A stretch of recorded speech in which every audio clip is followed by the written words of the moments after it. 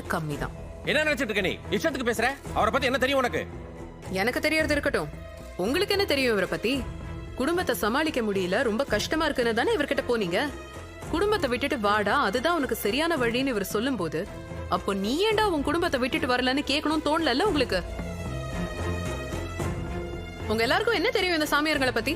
ஒரு சாமியாரிய medical college திறக்கணும், ஒரு சாமியாரிய எலெக்ஷன்ல நிக்கணும், சாமியாரிய ஷாம்பு விற்கணும், சாமியாரிய சாம்பார் பொடி விற்கணும், சாமியாரிய விற்கணும். இத பண்ணா அதை பண்ணுவேன், அதை பண்ணா இதை பண்ணுவேன்னு உங்ககிட்ட பேரம் பேசுறவன் வியாபாரி.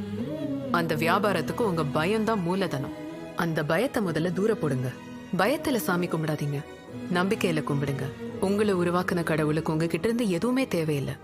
உங்க பிரச்சனையை கடவுள்கிட்ட டைரக்டா சொல்லுங்க, அவங்களுக்கு கேட்கும், அவங்க உங்ககிட்ட பேசுவாங்க.